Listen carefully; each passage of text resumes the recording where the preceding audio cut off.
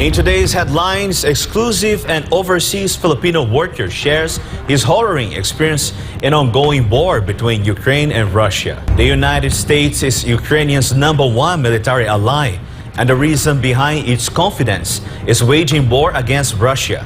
Ukraine is now running low on ammunition secondhand on faulty ammunitions provided by the U.S. He cheated the Philippines government, stressing that the countries could end up like Ukraine if we continue to be subservient to the U.S. Meanwhile, the U.S. is allegedly employing a double-talk tactic toward China regarding their foreign policy. According to a political commentator, this approach involves making contradictory statements or actions to achieve strategic goals. The commentator also suggested that the Philippines appears to adopting a similar strategy. And the number of individuals affected by the continuous eruption of Kanlaon Volcano has risen. However, OECD Region 6 has no plans of implementing a forced evacuation. I am Deivid Lira, Newsline World starts now. First in the news, an OFW from Ukraine has shared his experiences in the ongoing Ukraine-Russian war. Here's MJ Modehar with a report. Akala nila yung gira basta ganun lang ba? Sasabihin nila, tinutulungan tayo ng Amerika, ganyan. Taas sila ng kamay, ganyan, nagmamalaki. Hindi nila alam kung paano yung gira. In an interview with SMNI, our fellow Filipino Ray Arpon narrated the dire situation of those who caught in the Ukraine-Russia war. Arpon's family is now in Denmark and no longer in Ukraine. He recounted how they were all shocked when Russia attacked Ukraine in February of 2022. Hindi man ini-expect ng mga citizen doon na magkakagera dahil walang abiso din ang gobyerno. Kaya nabigla na lang na ang mga tao na ganun na ang nangyari. According to Arpon, there are numerous problems in Ukraine, including poverty and a lack of food supplies, especially electricity. About 10 Filipinos he knows are still in Ukraine, unable to leave because of their families. Yung iba, ayaw talaga magbukas ng kuryente at yung iba walang kuryente. Yun ang inaalala nila ngayon sa ngayong panahon na to. Sa winter, ano mangyayari? The US is Ukraine's #1 military ally and the reason for its confidence in waging war against Russia. However, according to Arpon's acquaintances trapped in the war, the weapons provided by the US are faulty. Tingnan mo ang Ukraine ngayon. Paano nila madipindihan dahil nga ang problema ngayon din sa Ukraine, ganito, binigyan sila ng mga ammunition. Pero yung mga ammunition na yung mga second hand, ngayon nasa field. Ang ginagawa nila, kinukuha nila kung ano yung magagamit. Kung gulong, kunin nila, tapos yung battery, kunin nila, i-assemble nila ngayon. Meanwhile, former Philippine ambassador to Greece and Cyprus, Rigoberto Tiglao, sees no rational reason for Ukrainian President Volodymyr Zelensky's recent visit to the Philippines. Tiglao said both the Philippines and Ukraine are puppets of the U.S., which is why Zelensky visited the Philippines. Tiglao emphasized that the U.S. orchestrated the meeting of the two leaders as optics or propaganda. Ukraine being bullied by Russia, while the Philippines of being bullied by China. Kaya kung mangyayari yan dyan sa Pilipinas, akala ng ibang tao yung gira basta ganun lang. Hindi nila alam kung ilan ng taong nang namatay. Lalong-lalo na tayo, anong kalaban-laban din natin para talaga tayong Ukraine. Magiging pangalawang Ukraine tayo sa Asia kung yun ang mangyayari. In the end, Arpon called on the government not to be swayed by the U.S. into going to war with China and made the plight of Ukraine, still a victim of incessant fighting, serve as a lesson. Kaya hindi nga dapat na ipaliwanag, tingnan na lang nilang sitwasyon doon sa Ukraine. Kung ilan na ang tao ang namatay, ilang na ang mga magulang na hiwalay sa kanilang mga anak, nahiwalay sa kanilang mga asawa, ilan na ang mga namatay din na mga bata, mga matatanda, walang pag-asa, yung wala na mga bahay. For Godmobile of Philippines, MJ Mondihab, SMNI News. The number of individuals affected by the continuous eruption of Kanlaon Volcano has risen. However, OECD Region 6 has no plans to do forced evacuation yet. Find out why in Almar Forsuelo's report. The number of affected families has increased due to the ongoing eruption of Kanlaon Volcano in the Negros Islands. Based on the data from the National Disaster Risk Reduction and Management Council or NDRMC, as of 9 a.m. Thursday, June 6, over 600 families or more than 2,000 individuals have been affected by the volcanic activity of the said volcano. The number of affected barangays has risen to over 20, while the affected areas remain at 2 regions, 2 provinces, and 6 cities or municipalities. Because of this, about 1,000 individuals are now temporarily taking shelter in 8 evacuation centers. In an exclusive interview with SMNI News, Cristina Mayor, Information Officer of the Office of Civil Defense or OCD6, said that although they have recorded incidents of lahar flow, they have not yet implemented forced evacuation of the affected residents. As of now, ang apektado ng flow ng lahar is only 1 town. 2 barangays in La Castellana. These are Barangay Biak na Bato and Barangay Kalapnagan. Wala pa pong nangyayaring forced evacuation sa mga lugar na to, considering na yung affected ng lahar natin is yung 4 na waterways nila. So hindi po yung lahar pumunta sa mga kabahayan. However, due to the rains, they are advising residents to temporarily evacuate to avoid accidents. Usually, during the summer, yung thunderstorm advisories natin ranges siya from 4 to 10. Let's say 5 to 10 thunderstorm advisories in a day.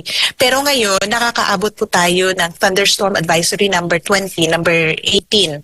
So, ganun po kadalas yung pag-ulan. Kaya it is highly recommended na yung sa mga along the waterways, magsilikas muna. She emphasized that their disaster preparedness plans have long been in place, which is why the response groups were able to respond quickly. Negros Occidental has always been ready for this eventuality. In fact, as early as they are constantly updating their disaster preparedness manual. Yung last update natin is 2021, and doon pa lang sa manual na yun nakalagay yung mga response mechanisms nila from the barangay level. So ito yung tinitingnan natin na rason kung bakit naging mabilis yung pag-responde ng mga response groups natin. Meanwhile, Civil Defense Administrator Undersecretary Ariel Nepomuceno said that their regional counterparts at the Office of Civil Defense or OCD in Western and Central Visayas continue to collaborate with all concerned agencies and local governments for the implementation of the response protocols and possible additional support for God and Mablawad Philippines, Almar Forzuelo,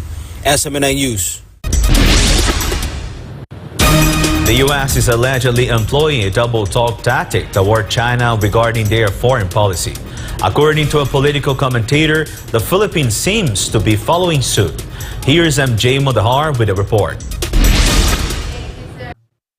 Political writer and commentator June Abines did not buy President Bongbong Marcos' statement that his global visits are not influenced by the interest of America, Russia, or China. Marcos Jr. insists that he is solely focused on the interests of the Filipino people. Abines claims that the president is skilled in rhetoric, but his actions contradict his words. President Marcos has a habit of saying one thing, but doing the exact opposite. Lahat ng ginagawa niya as a president in the last 2 years, he said something, baliktad ang ginagawa niya. According to Abines, the Philippines had no adversarial countries. However, when Marcos allowed the Americans to use the Philippines' military bases, China's attitude towards the disputed territories in the West Philippine Sea soured. Why do they need 9 IDCA bases in the Philippines? Tapos bakit nila tinatago yung mga military bases nila sa mga syudad? Bakit hindi sila pumunta ng island na walang tao? So they are not really here to deter China. They are here for their own interest. Abines mentioned that Marcos has access to China's President Xi Jinping, having visited China several times. But because of the U.S. military presence in the Philippines, the current administration's relations with other claimants to the disputed territories might deteriorate. Thus, the U.S. double-talk tactic with China seems to be adopted by the Philippines. Ang sinasabi niya ay halos lip service lang. So, sa tingin ko, I think he's under the direction of the United States to do double talk. Abines asserts that the U.S. is the #1 two-faced country. It is a tactic of those greedy for power and advantage over others.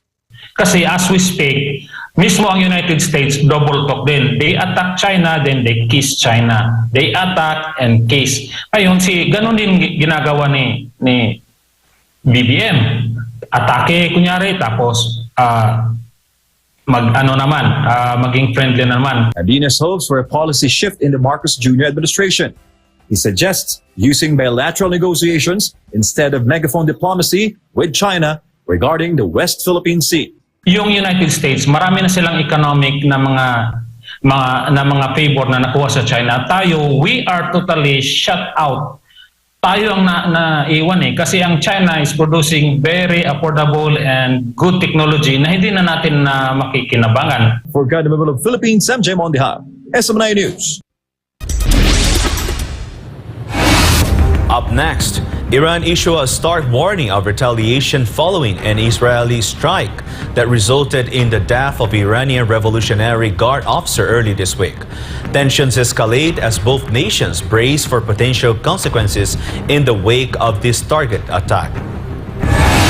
And the Prime Minister of Japan is considering visiting Mongolia for talks over North Korea as tensions between the two neighbors escalate. More news after the break.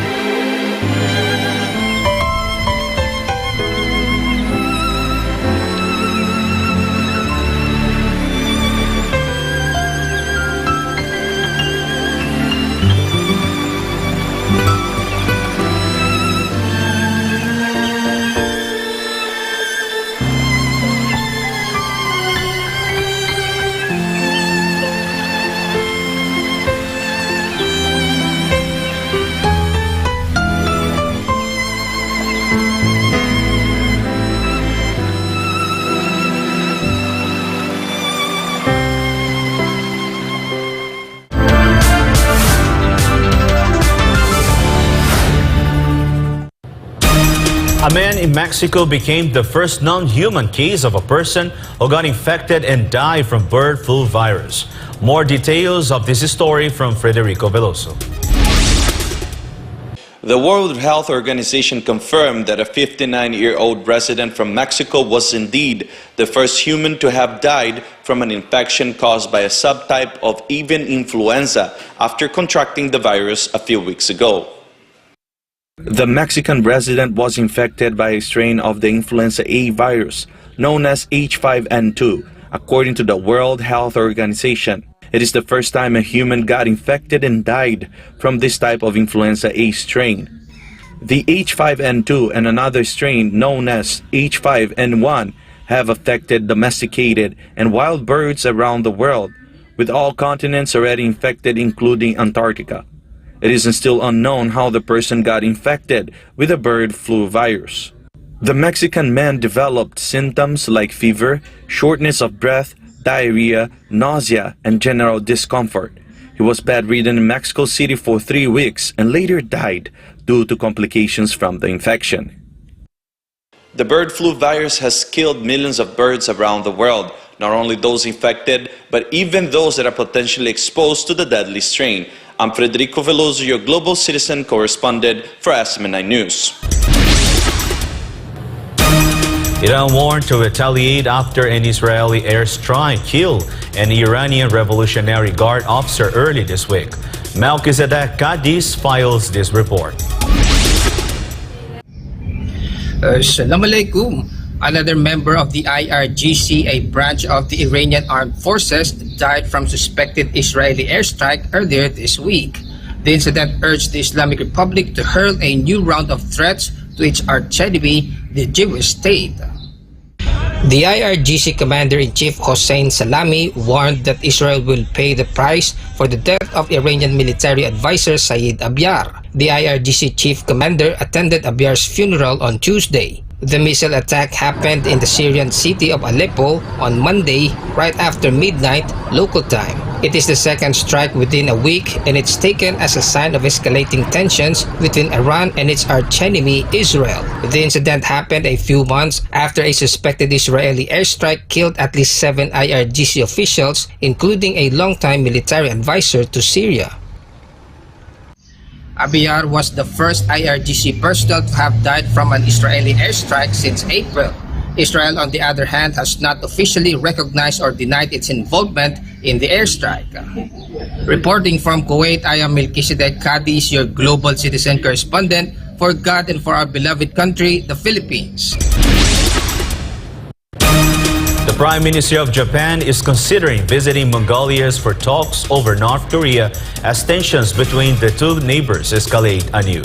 Federico Veloso has the details.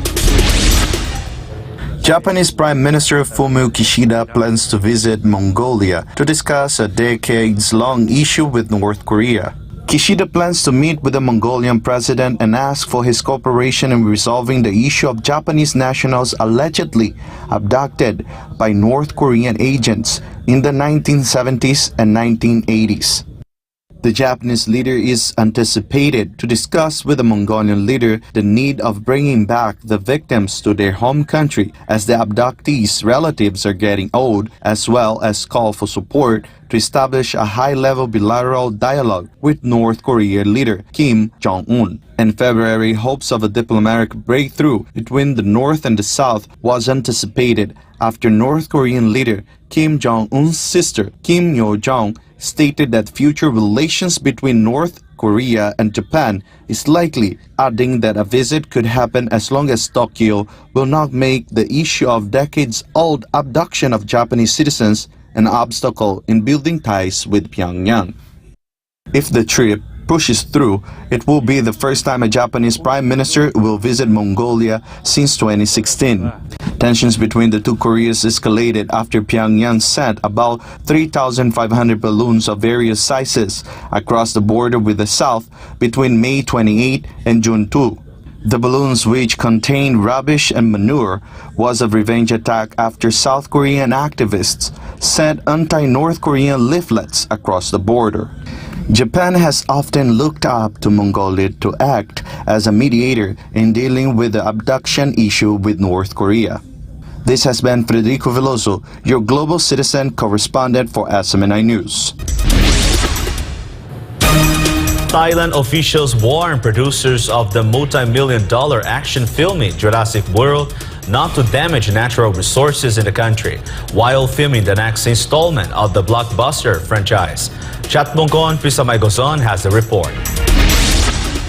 Thailand will soon host another blockbuster movie decades after a Hollywood film made a natural wonder in the kingdom, one of the most famous destinations in the world.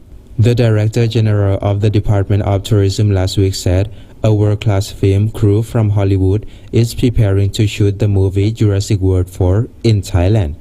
The shooting period will run for about 1 month from June 13 to July 16, 2024. Shooting for parts of the long-running dinosaur series will take place in Bangkok and at national parks in Krabi, Phuket, Phang Nga, and Trang. Hollywood superstar Scarlett Johansson has reportedly been lined up to star in the 7th movie of the blockbuster franchise. The Minister for the Natural Resources and Environment said Thailand was honored to host the filming but warned the producers of the movie to comply with relevant laws and regulations and not to damage the country's natural resources. A big-budget Hollywood movie titled The Beach and starred by Leonardo DiCaprio, filmed in southern Thailand's Maya Bay, made the natural wonder one of the world's most famous destinations, but also gained widespread criticism from local authorities for its environmental impact. Thai officials made the warning after local authorities filed a lawsuit in 2022 over the environmental harm of the Maya Bay. Reporting from Thailand, I'm Chadmongkon Bisamaikoson, your Global Citizens correspondent for SM9 News Channel. And before we end, may you be inspired with the words of the sun.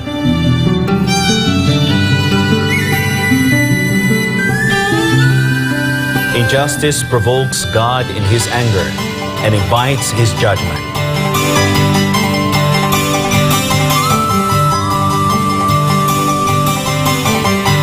And that's all for this edition. For more updates, you may visit SM9newschannel.com or follow us on our official social media accounts on Rumble, YouTube, Facebook, and Twitter. For God and Country, the Philippines, I'm Deivid Lira, and this is Newsline World.